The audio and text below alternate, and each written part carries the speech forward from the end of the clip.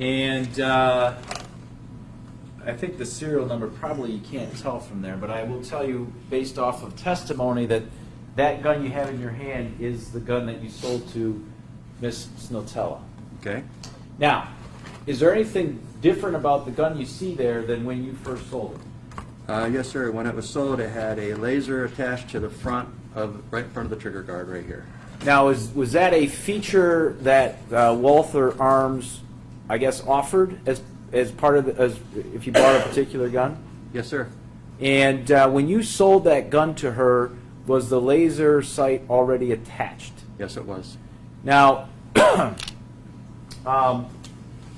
is that an object, the actual sight itself, is that something that is like permanently attached, or can it be removed? No, it can be removed for battery changes or et cetera.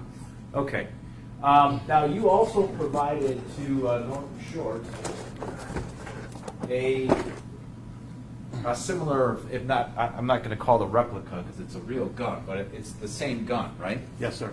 Now, do you recall approximately when you provided that to the Norton Shores Police Department? By the date code I stamped on here, 7808 tells me what book. I'm going to take a rough guess at 2 years ago. 2 years ago. I'm going to guess. Okay. That's a guess, sir. That's okay. So 2016.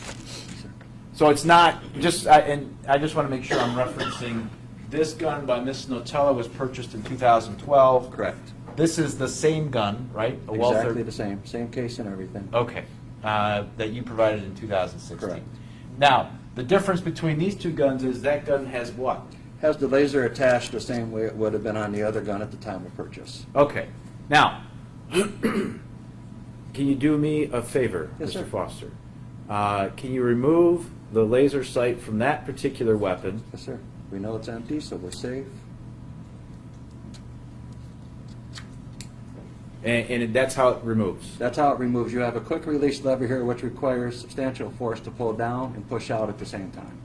Now, would you mind taking Miss Snotella's gun and putting the laser sight on that? Yes, sir.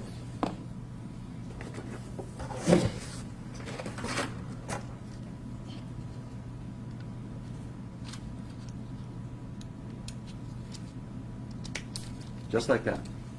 Okay. And again, that's how it came. That's how it came in the same case and everything with the cutout for the laser on the gun. Okay. I'm going to ask you to do one more thing for me. Sure. Should I remove it from the other gun? Please, you can. Okay.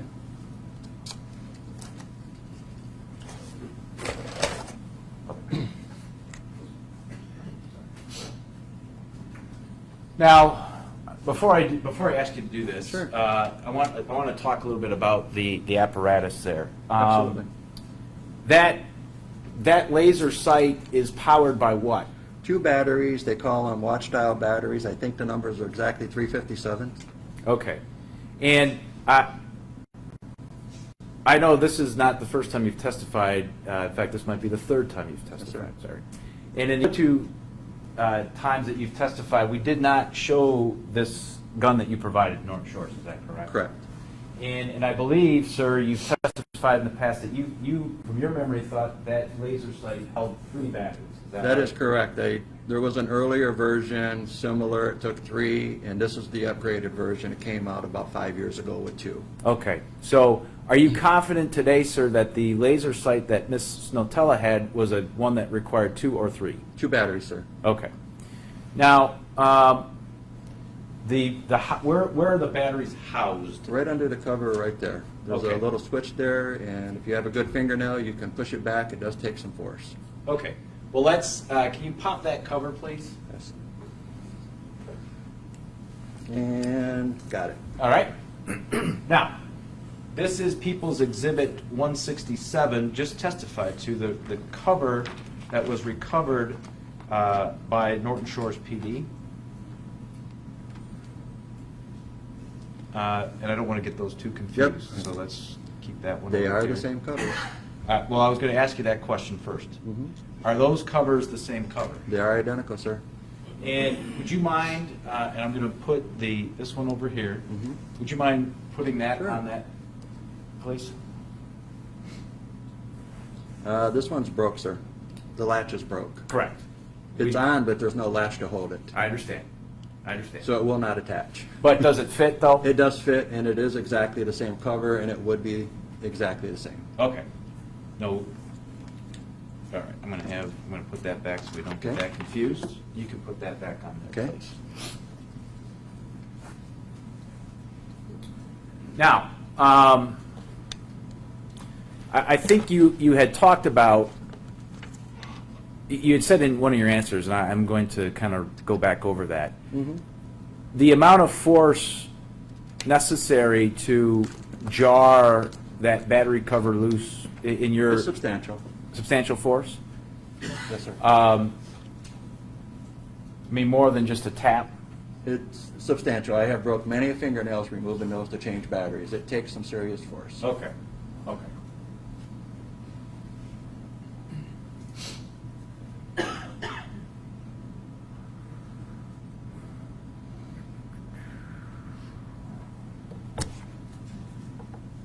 And I know we kind of covered this, but what is marked as,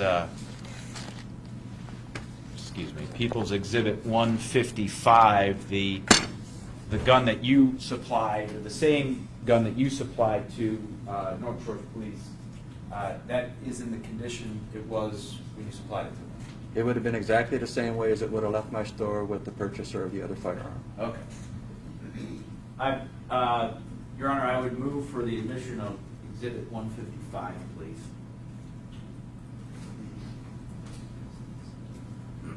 No objection, Your Honor. Okay, and that is specifically the gun? That is a identical Walther P22 provided by Mr. Foster to North Shores. Received. I have no further questions of this witness, Judge.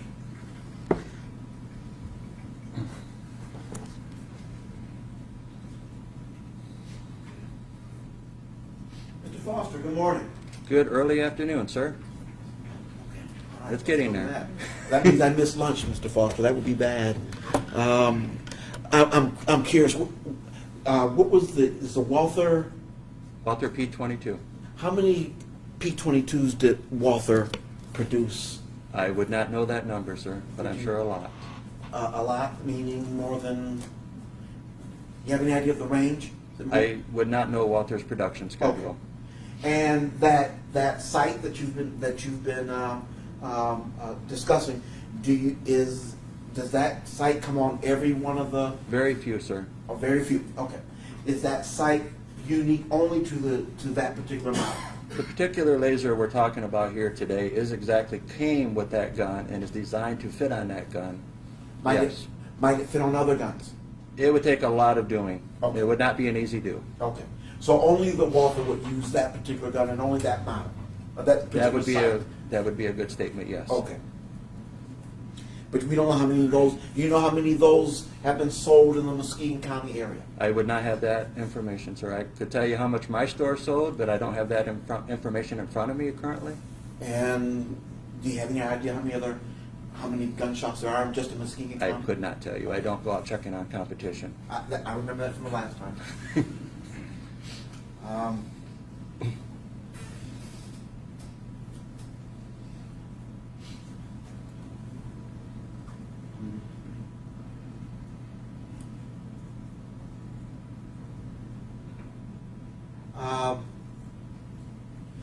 The CCI bullets, you know what I'm talking about? CCI mini mags to be exact, sir. Thank you. Any idea how many of those have been manufactured? I would, again, do not know the production of CCI or what they do. And you don't know how many of those bullets other gun shops are selling around? I would have no idea. It's a very popular bullet. Thank you. Thank you, Mr. Foster. I don't have any further questions. Thank you.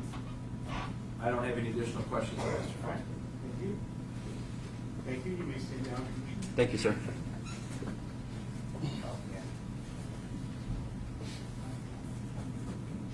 Okay.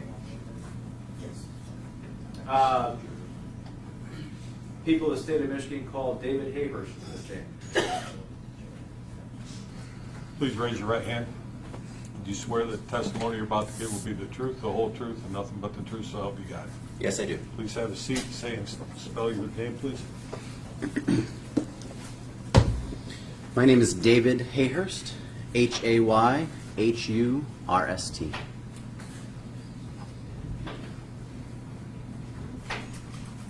All right, Mr. Hayhurst, just give me a second here to kind of get organized.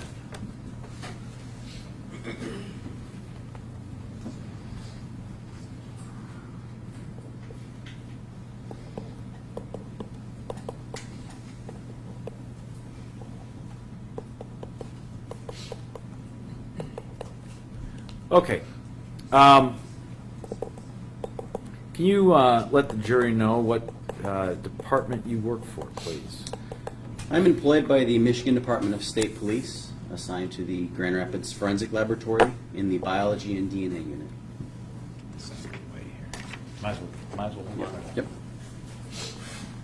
Okay, and how long have you worked for the Michigan State Police in that capacity? I've been employed as a forensic scientist for over 13 years now. And Fred, do you want me to go through training and experience, or are we good? No, let's run off through. I'll stipulate tonight. Okay. There's training here. All right. You're- So he's going to be offered as an expert in The- DNA now? Yes. Okay, you have no objection. That is correct.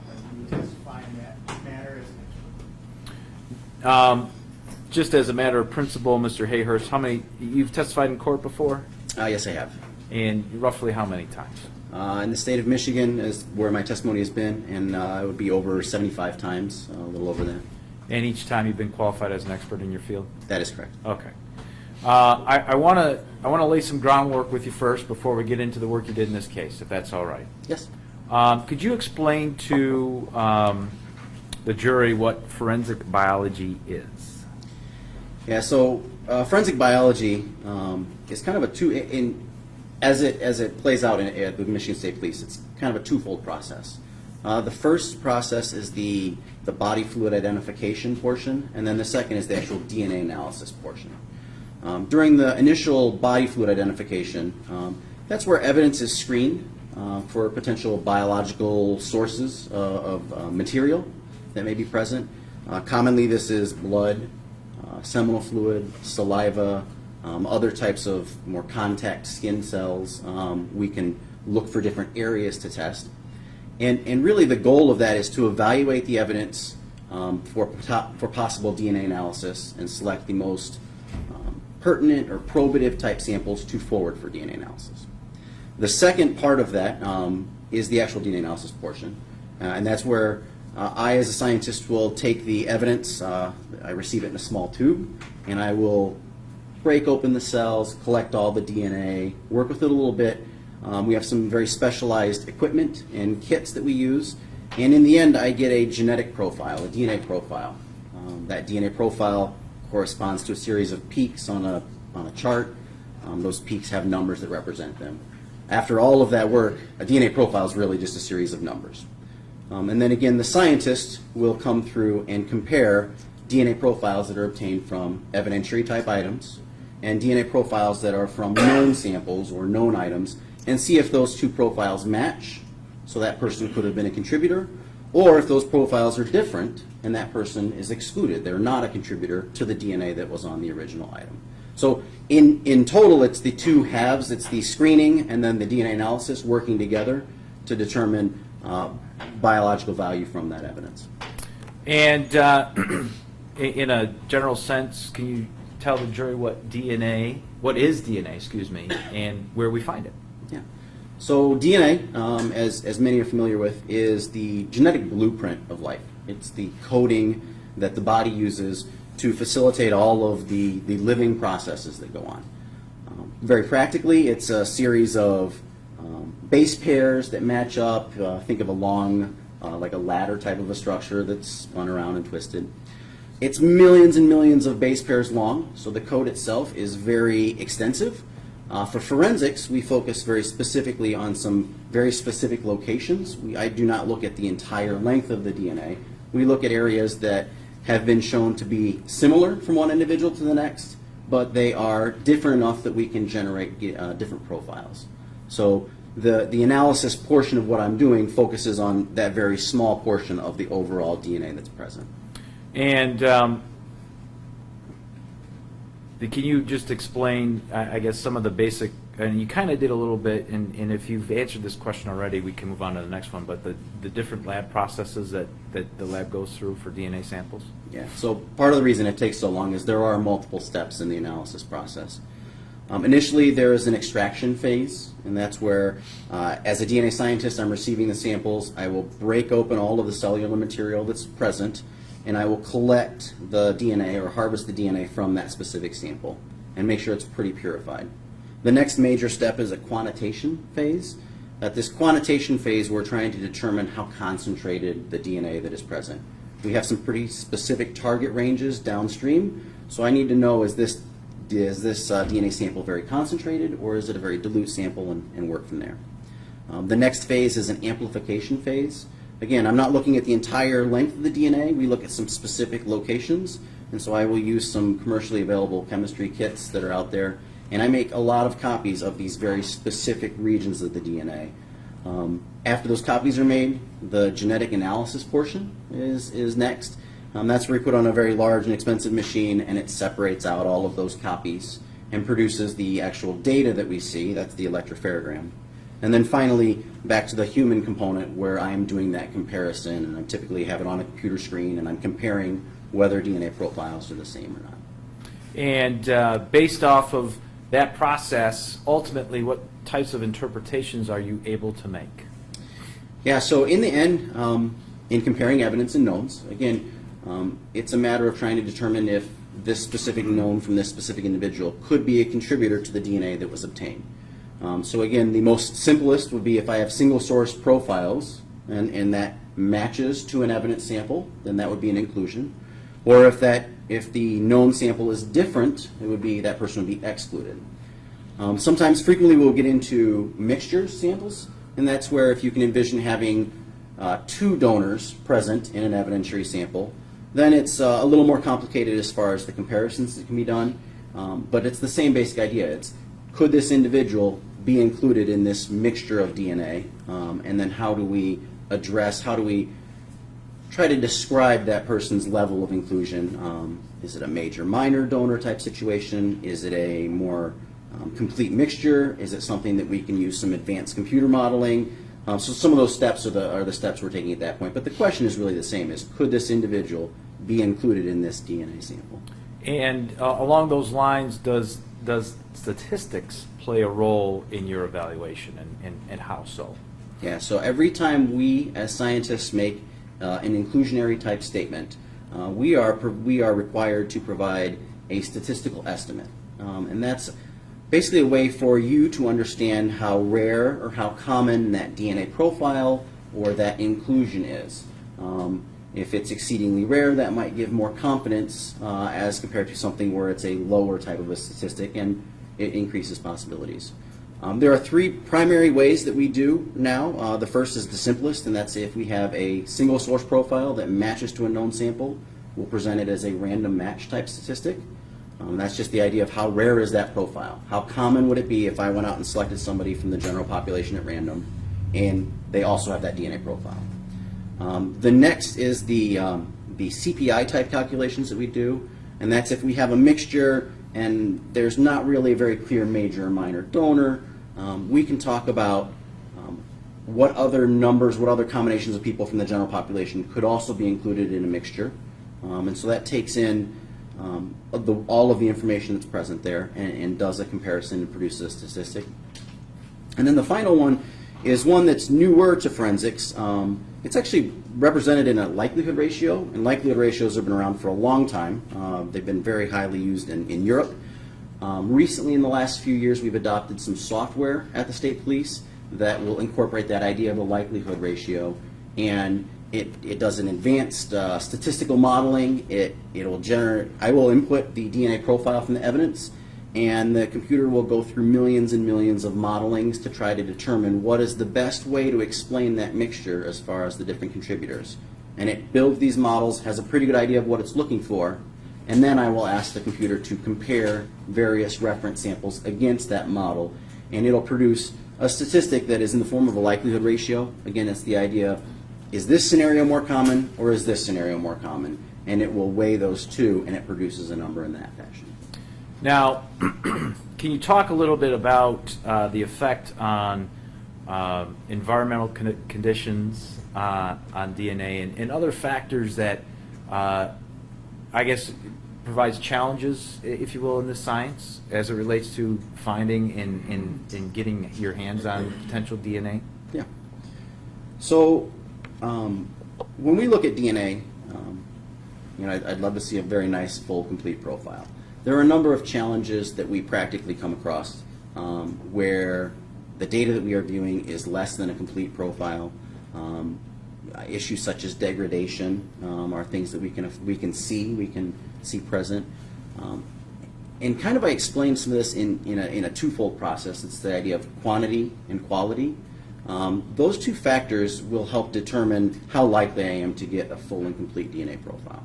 The initial idea of quantity would be that idea of how much DNA is actually left behind to begin with. When the stain or the DNA is deposited, on an item such as a blood stain, it's generally a wealth of DNA. There's a lot of DNA present. So the quantity issue on a blood stain is not really, it's not as much of an issue because there's a lot of DNA left behind. Seminal fluid stains, saliva stains, same idea. Where we get challenges is if we have like a contact style DNA. So if I touch the countertop just briefly, I'm leaving some skin cells behind, but as you can imagine, it's not a lot of skin cells. As compared to, say, if you have a pencil you are holding all day long, or if you swab the keyboard at my desk, I have a lot more contact with that. Chances are I'm leaving a larger quantity behind to begin with. So quantity is the first thing. The second is the idea of the quality of the DNA. Is it a DNA sample that has been protected? Is it, evidence is received into our laboratory and we keep it in a dark, secure room with the same temperature? We're avoiding things like sunlight, where the UV rays can destroy DNA. We're avoiding things like temperature swings. Really hot temperatures can destroy DNA. Humidity can work to destroy DNA. So what we see is over time, DNA samples can degrade because of some of these environmental factors. Now, if we're talking about a blood stain that's deposited on a piece of clothing, we all have worked cold cases at the lab. Some of those blood stains are stable for years and years and years. But if we go back to the example of the touch DNA, if there wasn't much DNA to begin with in this sample, and then I leave it exposed to temperature swings, UV light, potentially cleaning, somebody will come in and clean this periodically. Bleaches is what we use in the lab to help destroy the DNA in our lab bench in between cases. So all of these environmental type factors will serve to degrade possible DNA. And so over time, depending on when a sample is collected and submitted and analyzed in the laboratory, these factors might affect my likelihood of getting a DNA profile in the end. So obviously there are Mother Nature factors that can do that, and there are human factors. Definitely. I'm sure you've come across in your investigation, talking to investigators, where individuals involved in cases will do things in order to try to destroy DNA. Yes. Is that accurate? Yes, that's correct. Some of the things you talked about. I mean, in your description, I would imagine even using water, just water itself can dilute or destroy DNA. Yes, that's correct. If we have a weaker sample, then if it is treated, subjected to a lot of water, say a rainfall or something like that, if it's sitting out in the elements, just the water itself can serve to dilute and disseminate and kind of further dilute that DNA sample. So yeah, that could be a challenge we come across. Okay. Now, last question before I want to talk a little bit about the star mix that you alluded to in just a second. But in this area, what measures do you take to ensure that your work is reliable? So we have a variety of, I have a long list of rules that we have to follow in the laboratory, and some of them are for our safety, but a lot of the rules are set up to ensure the integrity of the evidence that we receive. Some of them are physical type rules, as far as I can really only have one case open on my bench at a time. If I have more than one case open, that increases the likelihood of contamination from one case to the other. So some of it is a physical separation. Some of it's like a time separation. I'll work this case in the morning and this case in the afternoon.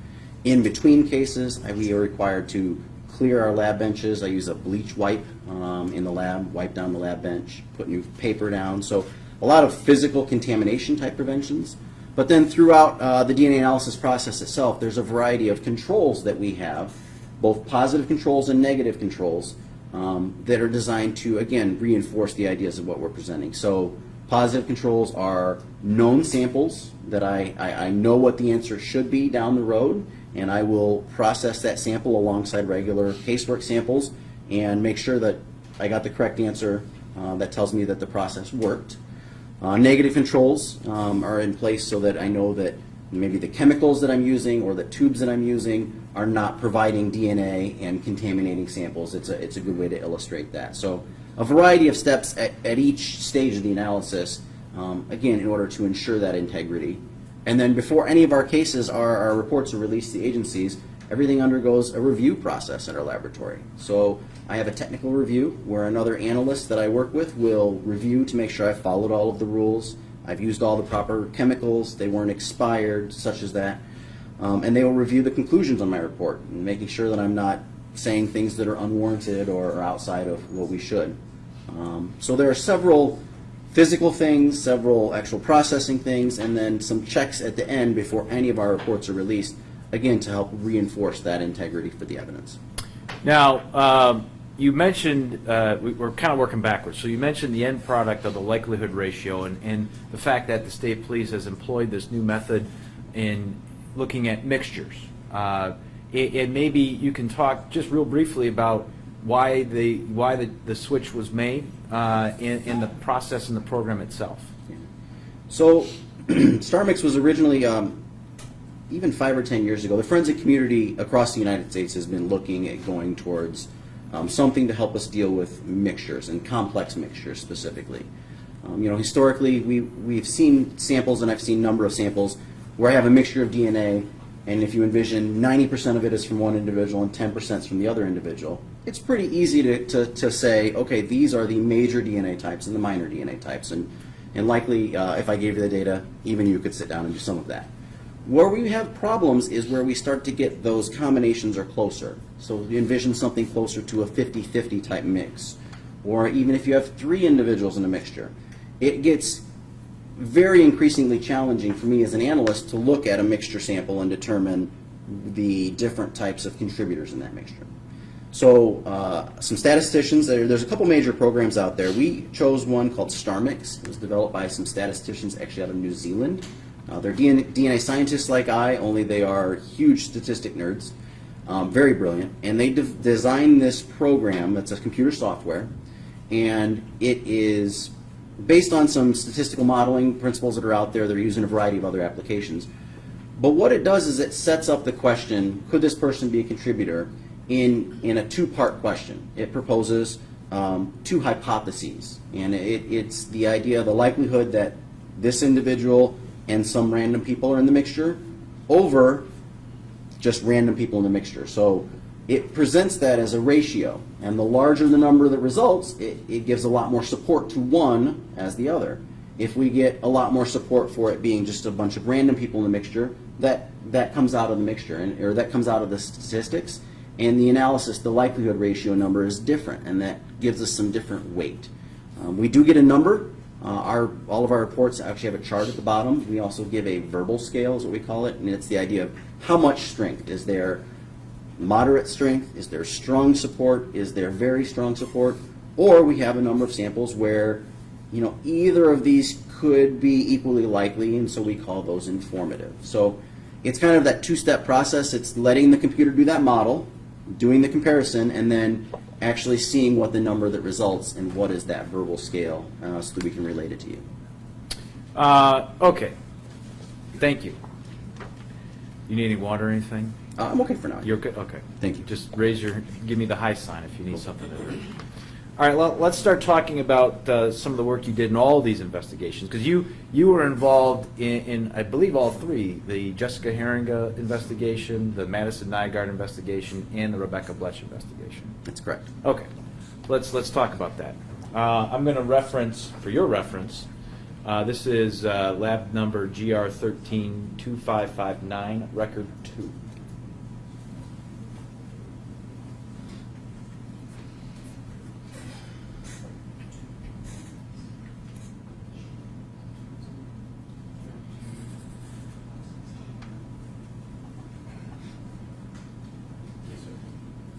All right, this is marked as People's Exhibit 169.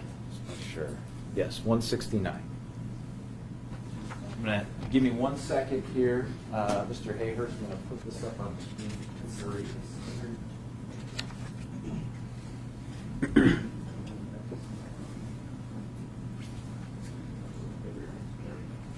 Okay, first and foremost, does this indicate where, or I guess the date you received this Yes, it does. material? When was that? So the report in the upper right-hand corner indicates that the evidence was actually received in the laboratory. Actually, the cutting, the DNA cutting that was received on April 29th of 2013. Okay, and you completed that work on when? So the date that the date completed is listed below there. That's actually the date that this report is generated. When I built the report and put it into review, there's a little bit of a lag as it goes through the review process, but in general, it was right about the date of May 7th of 2013. And in particular, the evidence that you received, and well, let's talk about what your report is telling. So what evidence did you receive, and what did you do with it? Yeah. So specifically, this is a report that comes out of our laboratory that's I can tell by the structure that is a DNA report. Initially, the evidence would have been received in the laboratory and screened. Different samples were selected to be forwarded for DNA analysis. And so that's what I actually see here. The first item that's listed, it's under GR 13-2559-1AD. I received a swab. It was identified as being a swab of a Carl Walther /ULM battery cover. I actually received the swab. I put it through the DNA analysis, and then the next line down is the actual extracted DNA. That would be the liquid DNA that I used to generate my DNA profile. So that's why you see the evidence associated like it is, and each of the items is listed like that. The next is it was identified as being a swab of 2 small batteries. I also received a swab of a blood stain. And then I received some reference type samples for the various comparisons that would be done. So I received reference samples from Shelley Heeringa, from Vern Jenkins, from an Officer Joel Hoeksma, and then I actually received a reference sample. It was an alternate reference sample from Jessica Heeringa. At the time, we needed a reference sample to do comparisons, and as I recall, there was a toothbrush that was indicated that this was Jessica's toothbrush. It was the only person who uses this toothbrush is Jessica. Any DNA profile from that toothbrush could be assumed to be from Jessica. So that was submitted as an alternate reference type sample for comparisons. And you bring up a good point. Whether you're aware or not, I mean, it's as part of this trial, back in 2013, April 26th to be exact, Jessica Heeringa went missing. And so in order to form a known sample, because that's what we're talking about here, right, Mr. Hayhurst? You're trying to come up with a known sample of this person for comparison purposes. What do you ask of investigators, or what does the lab hope to get in order to create that? Yeah, so anytime we have an individual who is unavailable to provide a reference sample, we are looking for a potential alternate reference type sample. And usually my best example, the thing I would like to ask investigators for the most is a toothbrush, because you typically are not sharing your toothbrush with other individuals. You have your own toothbrush, and a toothbrush actually is very similar to the reference samples that we collect from everyone else. If I were to come and take a reference sample from each of you, I would use a cotton tip swab and swab the inside of your cheek, because it's a good source of DNA and it's non-invasive. I don't have to do a blood draw. It's much preferable. So the toothbrush actually is pretty close to that ideal buccal swab type sample. In addition to that, we've also in the past used hairbrushes. If we have a hairbrush from an individual, then we can look to see if there are skin cells or hairs that are there, or other items that they might have a lot of contact with. So I can imagine using like a child's retainer, or an item where typically just that one individual is having contact and they have a lot of very good contact, leaving a lot of DNA behind. Again, in this instance, it came from a Purple Equate brand toothbrush that was identified by the investigators as only belonging to Jessica, and so it was submitted for use as an alternate reference. Now, do you also try to collect known samples from the biological parents of the individual? Yeah, so a lot of times with alternate reference, I, as a scientist, like to have some added assurance that when we've selected this as an alternate reference, I want to make sure it's a good alternate reference. So in this instance, they did submit biological parents from Shelley Heeringa and from Vern Jenkins. And what that allowed me to do is to do a paternity type of a comparison. I know the DNA profile from the mother. I know the DNA profile from the father. Does this unknown sample have shared common alleles that would be consistent by inheritance? And so it helps to offer that added level of support that, yes, we've chosen this alternate reference wisely if that paternity trio works out. All right. And so, based on your work gathering from the toothbrush and the two biological parents, were you able to create a profile? I'm going to scroll down here to, this is page 2. Yeah, so at the top of page 2, I have a conclusion listed, and again, it's this idea that a DNA profile was obtained, a single source female DNA profile was obtained from the toothbrush. And then again, to support the validity of that as being a good alternate reference, I did a paternity comparison. Comparison of the DNA profile from the alternate reference of Jessica Heeringa to the DNA profile from Vern Jenkins and from Shelley Heeringa revealed shared common alleles that are consistent by with full offspring. And then anytime, again, we give an association, I provide a statistic. So in this case, it's a paternity type of a statistic. It's 7.247 million times more likely that Vern Jenkins is the father than a randomly selected individual in Caucasian population. 1 in 775.0 million times more likely that he is the father than a random individual from the African American population. And 30.30 million times more likely that Vern Jenkins is the father than a randomly selected individual in Hispanic population. So that supported my idea that, yes, this is a good representative alternative reference sample from Jessica Heeringa, and we could use this going forward for comparisons. And did you then take that reference sample and compare it to the blood stain that was collected from the scene that was testified to here earlier by Corporal Hooksma? Yes, I did. And what were you able to discover? So further down in the middle of that page, the swab of the bloodstain did produce a single source DNA profile, and that was compared against the DNA profile from Jessica Heeringa, that alternate reference sample, and the two profiles did match. The DNA profile from the alternate reference matches the DNA profile from the bloodstain. And again, because there's that association, I provide a statistic, which is listed at the bottom of this page. And again, this is that random match statistic. So it's the idea of going and selecting another individual from the population at random who also matches that DNA profile, and it would be expected to happen in 145.5 quadrillion in a Caucasian population, 1 in 8.410 in sextillion in an African American population, and 1 in 1.291 quintillion in a Hispanic population. So it would seem that that profile is exceedingly rare. And I was going to I know we kind of did this the last time you testified, but in comparison to the world's population, which is, where are we at with that? So the world population is generally accepted to be somewhere in the neighborhood of 7 to 8 billion individuals. And I've often, in explaining this, used, I think, your reference to the number of zeros that follow, because I lose track after a while. So billion is how many zeros versus quadrillion? So I also frequently lose track of how many zeros we're at, and instead I usually typically build it up in my mind. We go from millions to billions, that's 1,000 extra, right? From billions to trillions, trillions to quadrillions, to quintillions, to sextillions, to septillions. So that's some of the neighborhood we're talking in here. Each time we're adding in a factor of 1,000, so it adds 3 extra zeros.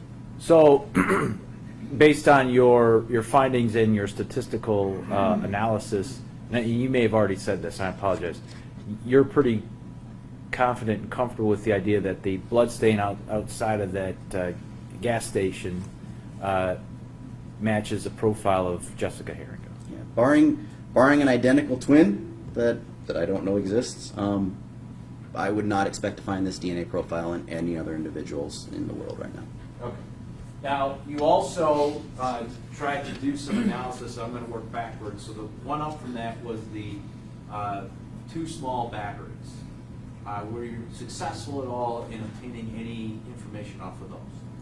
Yeah, so the two small batteries underwent the same DNA analysis process, and I actually got no results off of that. There was not enough DNA to give a good DNA profile, so I had nothing to compare against any of the references. No DNA typing results were obtained. So again, going with your analysis of quantity versus quality, the quantity of the blood stain obviously gave you the results that you got versus whatever quantity of DNA might have been on those watch batteries. That's correct. Okay.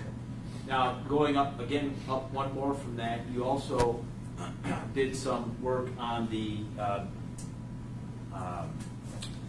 Battery cover. The Carl Walther battery cover. Yes. What were you able to find here? So initially, and this again is in May of 2016 or 2013, excuse me, underwent the same DNA analysis process.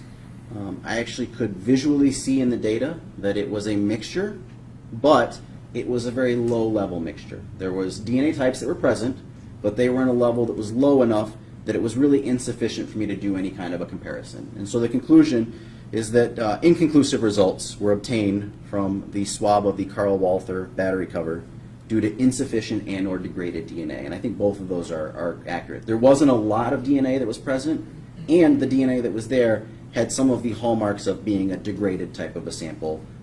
So again, we're talking probably both issues with quantity, probably wasn't a whole lot of DNA to begin with, but also quality. Like, I don't know what type of environmental conditions that DNA was in, but both of those could have been factors affecting the results at this stage. Now, and obviously back in 2013, this was well before the StarMix program was made available, or even maybe it was being developed at the time. But you at the lab did not have that capability back in 2013. That is correct. Okay. Anything about this report that I've handed you an exhibit that's different than the original you submitted? No, it appears to be a complete and correct copy, has my signature on the last page. Your Honor, I move for the admission of People's Exhibit 169.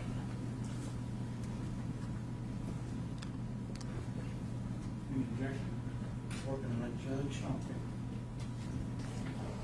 Okay. Oh, Your Honor, I have no objection. Member, be received. This might be, I mean, this might be a good time, because I'm just going to move on to the next All right, report. let's do that. We'll take our noon hour recess. Should we stand down, Mr. Hayhurst? Ladies and gentlemen, we'll be resuming